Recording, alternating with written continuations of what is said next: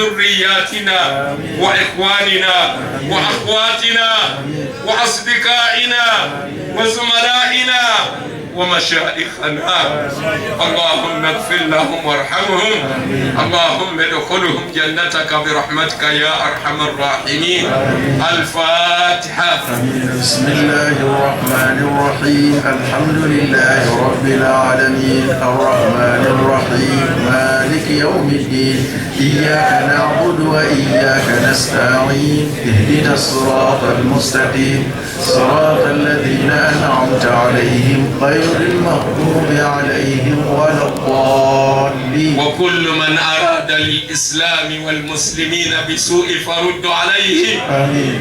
ومن أراد للإسلام والمسلمين بسوء فأشغله في نفسه. آمين.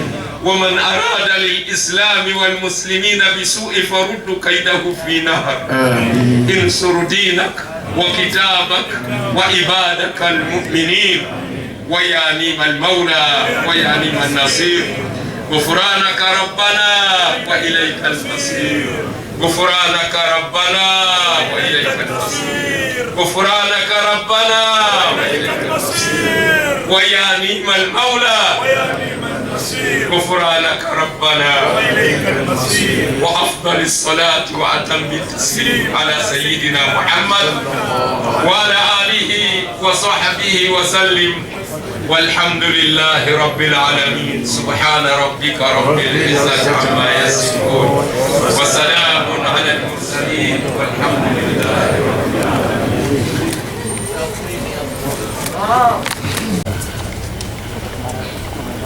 Era tumubaddeko nga n'omusawo abadde akulira okujjanjaba sheekhe ye Dr. Bagonza Mwayekike. Tutudde enkiiko ez'enjawulo ku bulwadde bwa sheekhe okulaba tukoze tutya, naye kyonna ekisoboka kikoleddwa, ng'era kikolebwa mu kukkaanya n'okukkiriziganya. Tumuwe ku ddagala lino, tumukyusike ku kino, tukolebwa ekiti. Era twebaza nnyo ng'ogyeko abasawo ababadde bali mu IHK. Tubadde n'abasawo abalala abava wonna ng'era bajja okwetegereza, okutunuulira n'okulaba entambuza n'enzijanjaba gye tumujjanjabamu era ne babeera bamutemu. Twebaza nnyo Dr. Kadunadi tubadde tuli naye,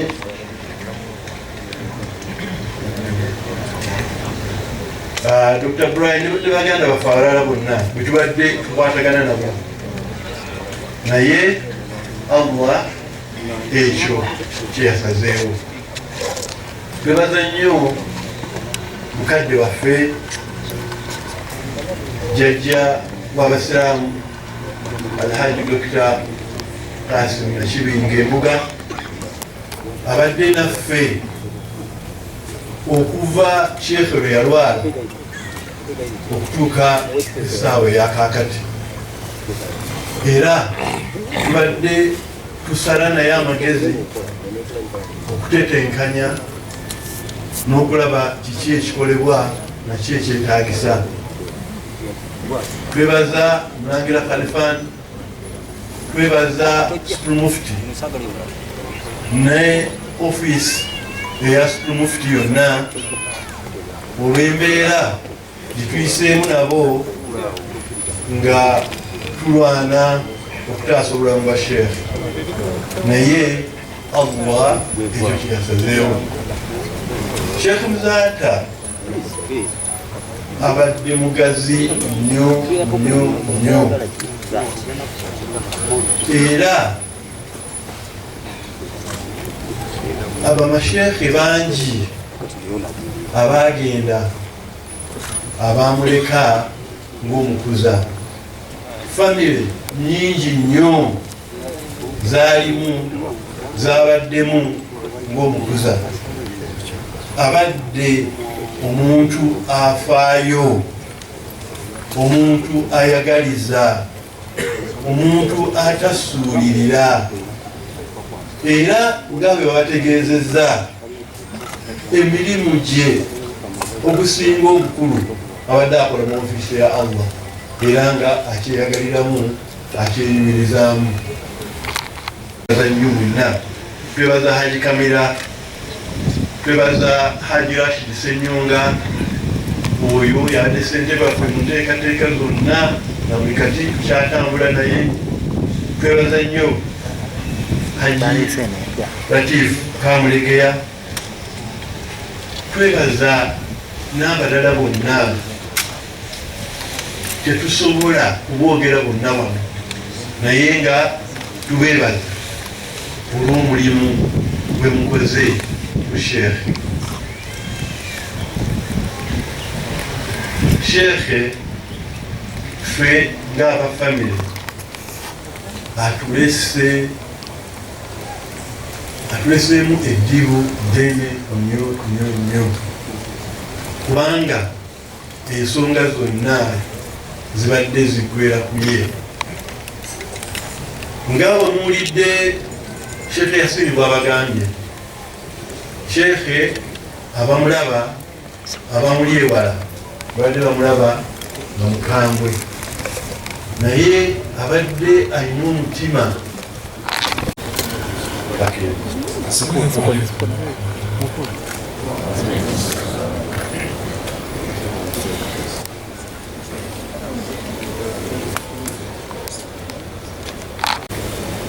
Bamashekhe bahaya,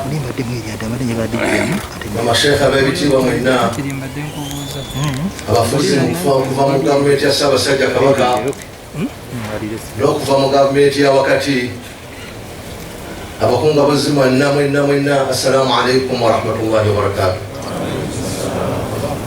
Nga sinnabagenda mu maaso kampeeyo eddakiika emu bbiri kiyamani wa bannakyewa kubanga Sheikh Muzaata yateekawo ekibiina ekyo abeere ng'ayogerayo ebigambo biri ku Sheikh Muzaata.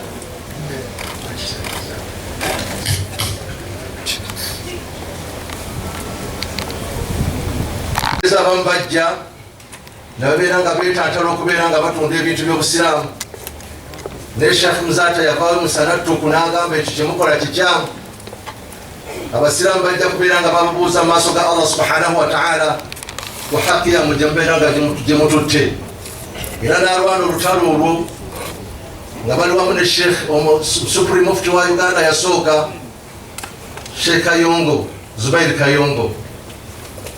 Olutalo olwo baalutuusa ne mu kkooti okubanga batwalayo abakenuzi abaatwala ebintu by'obusiraamu. Ebyavaayo byonna mwabitegeera, era bwe kyalabika bwe kityo nga ebintu birimu amakoona ne babeera nti baatuula ne mukadde waffe ne basala okubeera nga bateekawo ekitongole kye bayita Supreme Mufti, Office of the Supreme Mufti of Uganda. Ng'ekigendwa kya ofiisi eyo kwe kutegeeza abantu nti obusiraamu bulumbiddwa, obusiraamu bufunye omutawaana, obusiraamu bufunye omuntu nga tabulumirirwa, ng'ekigendera kye kubeera ng'atwala buli kyalaba eky'obusiraamu abeere ng'akyezza. Sheikh Muzaata alwanye entalo nnyingi, era tusaba Allah subhanahu wa ta'ala entalo z'alwanye Allah subhanahu wa ta'ala abeere nga azimuwamu mpeera ku mizaani ye ebirungi. Alwanye entalo ez'okutunda ebintu emizikiti gy'obusiraamu, alwanye entalo ez'okutunda faamu z'obusiraamu, alwanye entalo ez'okutunda ebilimbo z'obusiraamu, era waafiiridde ng'akyalwana ntalo. Yagamba nti omusajja oyo sujja kumuleka. Naye kyembagambye nti omwaka guli gwe bayita Amul Huzn, Nabi Muhammadi sallallahu alaihi wasallam yatuusibwako ekizibu nga n'obusiraamu bukyali bupya, n'abeera nga yafiirwako kitaawe omuto, n'afiirwako ne mukyala we, ate bwe yagenda okuddukira mu bantu ate nabo ne bamutuusaako obulabe. Omwaka ogwo ne guyitibwa Amul Huzn, omwaka ogw'ennaku. Tekyategeeza nti Nabi Muhammadi sallallahu alaihi wasallam yava ku mulamwa gwe yaliko, wa innama n'obusiraamu bwe tulaba olwaleero bwava ku nnyingo eyo okubeera nti yanywerera ku nsonga, era naffe tukakasa nti tujja kunywerera ku nsonga bwe tuba nga tetuyimiriddeko ge mazima. Omuntu era tajja kubeera nti abeere nga abasonya amateeka ga Allah subhanahu wa ta'ala tubeere nga tumutunuulira. awo yasibaabu basonya amateeka ga Allah subhanahu wa ta'ala. era tukakasa nti Nuhu Muzata, Sheikh Nuhu Muzata kyafiiriddeko abajja okitwala webali mu maaso. Katonda yagamba nti amazima tegatuulirwa, bwe gamba nga abadde atuulira ayogera mazima, era abajja ogalwanirira webali tebagenda kuvaawo, ne Qur'an tegenda kuvaawo. N'olwekyo nga baganda b'embuga tukubagiza nnyo olw'okufiira abasajja be batya ab'omugaso. Naye ate oli ayinza okugamba nti tebazikawo, ekyo gwe oyogedde ofudde ku kugogera kwa Allah subhanahu wa ta'ala. Allah asobola okuzaawo ab'amaanyi n'ab'amaanyi. Era obusiraamu buli mwaka 10 obeerawo abantu ababuzzaamu amaanyi. Era tusaba Allah subhanahu wa ta'ala azzeewo abantu abajja okubuwa amaanyi, bubeere nga bugenda mu maaso ebbanga litunamala nga tuli ku mazima. Sebo mbuga wano wabaddewo omusajja yali badde atwala ku salaamu abadde Amerika nga Sheikh Muzata abeera nnyo nabo. Mulongo Kato Hussein yangu otole wano salaamu. Tole yawo salaamu. Assalamu alaikum wa rahmatullahi wa barakatuh. Assalamu alaikum wa inna ilaihi raji'un. Obusiraamu tufunye challenges nyingi, ofisi efunye obuzibu bungi. Mujjukira tubadde tutuula wano entuula nnyingi, nga naye kituleese kubeera nga tuwerekera baganda baffe abatemuddwa. Tubadde tutuula wano entuula nnyingi nga tuli maziga nga babatemudde. Sheikh Bahiga bamutta, n'omuwandiisi waffe ne bamutta Kirya. Tubadde wano nga tuli mu nnaku. Meja Kigundu naye bw'atyo, naye ng'ekyo tujja kumulamwa ebbanga litunamala nga tuli ku mazima. N'olw'ensonga baganda bange, kyannaku nnyo okubeera nti tufiiriddwe omuntu ng'ono. Nabi Muhammad sallallahu alaihi wasallam yagamba khairu nnaasi anfa'uhum linnaasi. Omuntu ow'omugaso asinga omugaso y'oyo asinga emigaso eri abantu. Naye Sheikh Muzata abadde wa mugaso nnyo eri ummeeno. Tusaba Allah subhanahu wa ta'ala Katonda afuule entaana ye rawda min riyadil janna. Baganda bange, twebaza gavumenti etuwadde amabugo aga miliyoni 20 ku lw'okuziika ku lw'omukolo guno. Era nabisabye Sheikh Discard wa Arua yaliyimiriddeko kubanga yazze ne ttiimu naye abeere ng'agiraga mu maaso gano ag'abakungubazi.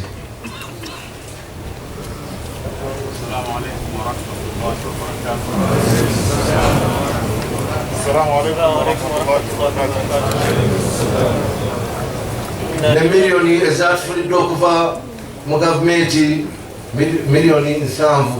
Twebaza gavumenti olw'obuyambi obwo bwetuwadde.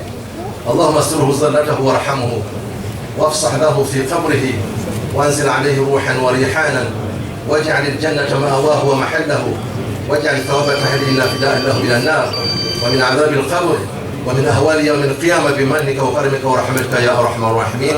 وصلى الله على سيدنا محمد وعلى آله وصحبه وسلم والحمد لله رب العالمين. Kannebaze bayogedde kuwa ofisi ya Supreme Mufti obubaka bwatuusizza.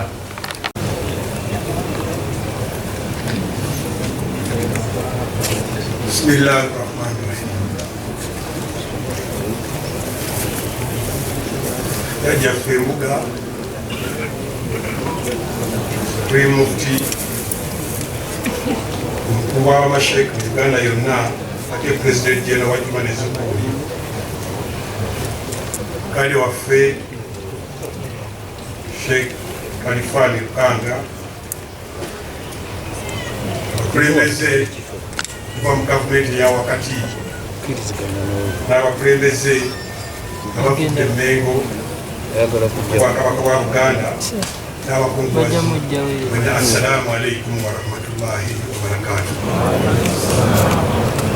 Kamanga embuga Supreme Mufti sinasoma obwaka bwa Katikkiro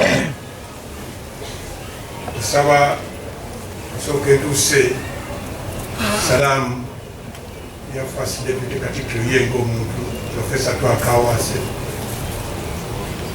yali badde wano ennyini naye amawulire gali gamusanze ng'ali wala nnyo ne Kampala nga tekitasobola kujja mu biseera. Kamanke Buga batumiddwa Katikkiro okuyimirira mu ngatto ze n'esaba National agaana asobozese okumalako okusoma obubaka. Inna lillahi kululwe n'ab'omu maka ge n'obwakabaka bwa Buganda atuusa okusaasira kwe n'okukubagiza kwe eri jjajjaffe Mbuga, eri Supreme Mufti, eri ab'ennyumba ya Sheikh Muzaata, eri abasiraamu bonna mu Uganda olw'okubeebwako munnaffe Sheikh Nuh Muzaata Mate.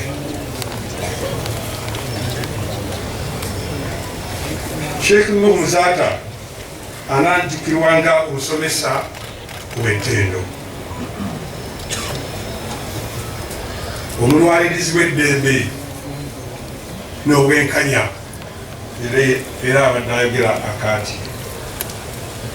Sheikh Nuh Muzaata abadde muwagizi era ayagala nnyo ekika kye ekyenjovu, era n'obwakabaka n'eggwanga lye Buganda lyakoleredde ennyo mu bulamu bwe.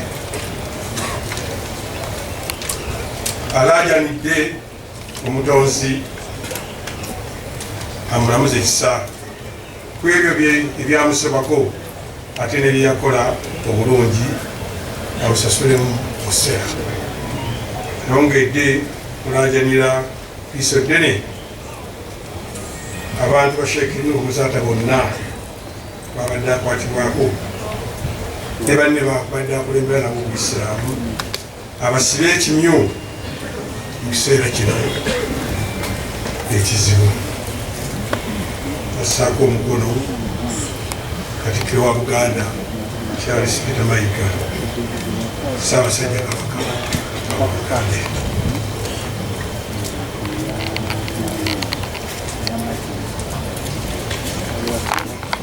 Nawadde mu ddiini yaffe ey'Obusiraamu mu kutiisibwatiisibwa okubadde mu ggwanga Sheikh Muzaata waaviiridde mu nsi era bwe yagendera mu ddwaliro ng'akyalako eggwanga nti lyekubidde. So Sheikh Muzaata ekirungi alese irimu, Sheikh Muzaata alese irimu kyekisinga obukulu mu ggwanga. Ffe abagenda okusigala n'ebigambo bye naye ng'ekiri mu bweraliikirivu kati mu ggwanga kiri kimu, bantu kutya malwaliro. Tulina okukubiriza abantu baffe tebabeera waka, kuba abantu kati bagamba bw'ogenda mu ddwaliro oba bw'olwala oddira mu ssanda oba mu keesi, naye tulina obagamba era eddwaliro lyerina okukola ki, kubanga ye kugera kwa Allah tabuuzibwa, Allah tabuuzibwa ate ffe tujja kubuuzibwa. Essaawa ya Sheikh Muzaata ebiseera byebyo bino olugendo lwe yalumaliriza, naye nze ng'aba abeera naye musajja atwetoloozanga Kaaba n'akubuulira ky'olina okusaba nga tumuyita tozanyira mu ibaada, tozanyira mu ibaada okuva ku makya nga Sheikh Muzaata tagamba tozanyira mu ibaada, n'azuuka n'akufumbira kacyayi n'agamba tusaale. Kwegamba Allah yasinga okumanya, naye nsaba buli alufu egenda okugenda ku lulimi lwaffe ebeere egende ku mizaani ye. Tweyanzege takotogera era kugamba mazima okyuse kubanga ensolo kwagala kuwakubwa kati ye bonna Sheikh Muzaata yabadde muntu wa mazima nga alina kugambira ddala ddala otereeze ate otereeza sanyuka nnyo kubanga aba afunyemu. Saba Allah w'ekitiibwa amusolo yamusobako amwojja na Firdausi byonna bye yasobya kubasaba Allah amusonyiwe byamusobako amugulirewo amuwejjana n'oyo yenna ali egula soba twegayigidde tusaba busabi temwogera bikyamu ku Sheikh kubanga teri atasoba teyazaalibwa. Saba Allah washukura Mungu ya Rabbi atusaasire atulese emirembe atuze emirembe. Assalamu alaikum warahmatullahi wabarakatuh. Ate ono abadde kasitoma wa Sheikh era ono yakola restaurant efumba emmere yasobola kuyita Sheikh yagiwa edduwa. Ono abadde Sheikh Muzaata abadde kasitoma woono ate nga ya seeka we era seeka wa restaurant we so weyanjule abantu tuluse okubagezaako restaurant. Assalamu alaikum wa rahmatullahi wa barakatuh. Inna lillahi wa inna ilayhi raji'un. Tutusa okusasira kwaffe eri abasiramu b'ensi Uganda n'abaganda baffe bonna abali emitala w'amayanja olw'okubeera nti twaviibwako sheekhu waffe, mukwano gwaffe, mukadde waffe, menta waffe, omusomesa waffe, advisor waffe, omuntu alina omukwano ogwa ddala. Bangi bamanyi ebintu bingi ku Sheikh Nuh Muzata Bate, naye nze ku lwange nga Faizo mumanyi ng'omusajja ayagala ekyenkanyi wakati w'omuntu alina n'atalina.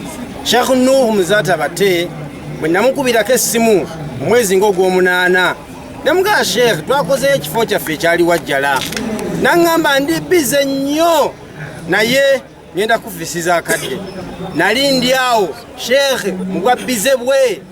Sheikh nankubira essimu naŋŋamba mutabani teekateeka olunaku bwe luti ngenda kujja, era wallahi nga bwe yayogera yatuukiriza. Sheikh bwe yava ewange naddamu ne mukubirako kasimu obwetowaze bwe bwalina. Allahu akbar. Sheikh yanga namukubira essimu kuba nakyusa ennamba ne mukubira ku namba yange endala. Sheikh yajjako ne mugandi nze Faizo wekyali Wajjala wa restaurant. Sheikh neetondera naŋŋamba nsonyiwa mutabani kansooke nzijeko essimu nsooke nsevinga ennamba yo eno nayo mbeere nayo kubanga ntya okuddamu okunkubira nga simanyi nnamba yo.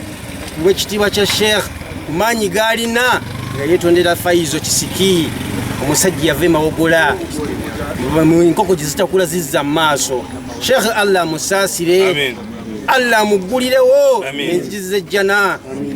Abantu balungi naye Sheikh yalungiwa nnyo. Bangi tuli wano nga bwe bayogedde nti Sheikh yafudde. Ffenna tukkiriza nti okufa kwa mazimira gye kuli naye tetunnabakakasa mu bwongo Sheikh yagenze, naye tukkirize nti Allah yamutuwa era yamututte. Tukkiriza nti tewali Mungu kye yawabulamu nga tekigenda kuva ku nsi.